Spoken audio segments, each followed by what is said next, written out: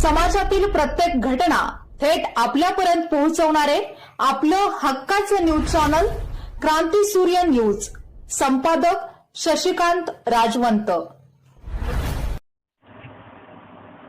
महाराष्ट्र राज्य विद्युत वितरण कंपनीकडून शेतीसाठी दिल्या जाणाऱ्या 8 तासांच्या वीज पुरवठ्यात 2 तासांची कपात करण्यात आल्याने शेतकऱ्यांमध्ये तीव्र संताप व्यक्त होत आहे।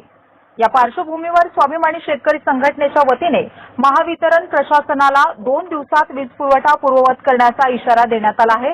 अन्यथा सांगली येथील महावितरणच्या मुख्य कार्यालयाला घेराव घालून ठिय्या आंदोलन करण्यात येईल असा इशारा स्वाभिमानी शेतकरी संघटनेचे नेते संदीप राजोबा यांनी दिला।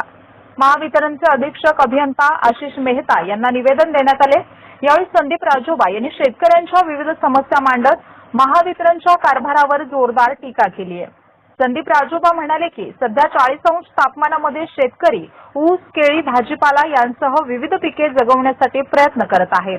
त्याचबरोबर सोयाबीनची पेरणी व टोकणे सुरू असून अशा परिस्थितीत वीज पुरवठ्यात कपात करणे म्हणजे शेतकऱ्यांच्या जखमेवर मीठ चोळण्यासारखे आहे। आधी शेती कामासाठी ट्रॅक्टरना डिझेलचा तुटवडा, वाढते उत्पादन खर्च आणि शासनाच्या धोरणांमुळे शेतकरी अडचणीत आला आहे। त्यातच महावितरणच्या गलथान कारभारामुळे शेतकरी पुन्हा एकदा उद्ध्वस्त होण्याची भीती निर्माण झाली आहे। जर तातडीने वीज पुरवठा सुरळीत झाला नाही तर शेतकऱ्यांचा संपूर्ण हंगाम धोक्यात येईल। सोयाबीनचा हंगाम वाया गेल्यास त्याचा परिणाम खाद्यतेल उत्पादनावर होईल। शेतकरी हा देशाचा आर्थिक कणा आहे। शेतकऱ्यांकडेच पीक आले नाही तर भविष्यात जनतेसमोर अन्नटंचाई परिस्थिती निर्माण होऊ शकते, असेही त्यांनी सांगितले।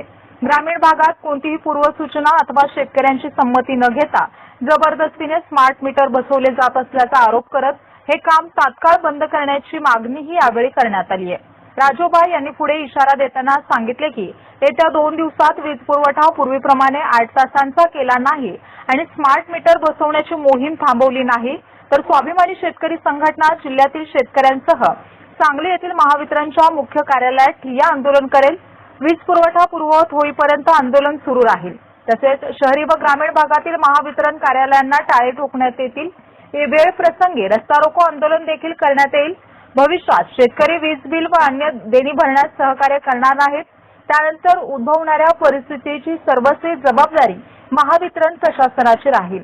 यावेळी संजय खोलकुंबे, सुरेश वसगडे, अभिजित पाटील, मनोहर पाटील, महावीर मोळात, विजय पाटील, प्रेमजित पाटील, अनिल राजोबा, सुदर्शन मधवांना, नेमिनाथ पाटील, दीपक सत्यांना, महेश गावडे, नामदेव वडेर, वसंत चौगले, राजेंद्र मोळात, श्रीकांत पाटील, शांतगोंडा पाटील, वैभव माधवांना, अरविंद चौगले, महेश माधवांना, अमित पाटील, बाबासू माधवांना महाराष्ट्र राज्य विद्युत वितरण कंपनीनं शेतीसाठी जी दिवसा 8 तास लाईट दिलेली होती त्याच्यामध्ये 2 तासाची कपात केलेली आहे।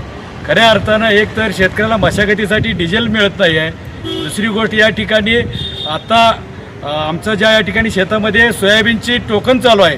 दुसरी गोष्ट ऊस, केळी, हळद ही पिकं, भाजीपाला ही आता या 40 डिग्री टेम्परेचरला करपा लागलेले आहेत। खऱ्या अर्थानं शेतकरी अगदी खडतर प्रवास करतो। या परिस्थितीतून तो कसं तरी पीक जगवण्याचं काम करतोय आणि जर आता या 4 दिवसामध्ये त्याला लाईट नाही मिळाली तर त्याचा पुढचा हंगाम वाया जाणार आहे। कारण सोयाबीनचा भाव आता जवळपास 7,000च्या घरात पोहोचला आहे आणि देशामध्ये त्या ठिकाणी तेलाचा तुटवडा आहे आणि कुठंतरी शेतकऱ्याला 4 पैसे मिळायचं म्हटल्यानंतर या शासनाला कुठंतरी त्याचा कळवळा येण्यापेक्षा शेतकऱ्याला 4 पैसे कसे न मिळतील याच्याकडेच लक्ष दिलेलं आहे। जर येत्या 2 दिवसामध्ये जर यांनी आमचा 8 तासाचा विद्युत पुरवठा जो 2 तास कमी करून 6 तासावर आणला आहे तो जर त्यांनी नाही दिला तर येत्या शुक्रवारी सकाळी 11 वाजल्यापासून या ठिकाणी आम्ही ठिय्या आंदोलन करणार आहे जोपर्यंत आम्हाला त्या ठिकाणी पुरवत लाईट मिळणार नाही। तसंच या ठिकाणी जे स्मार्ट मीटर बसवले जातात ही कोणतीही पूर्वसूचना व कोणतीही संमती न घेता बसवले जातात।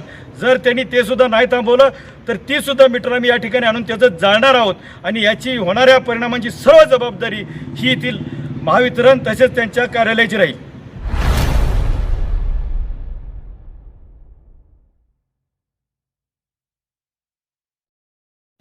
क्रांती सूर्य न्यूज। संपादक शशिकांत राजवंत। सबस्क्राइब करा,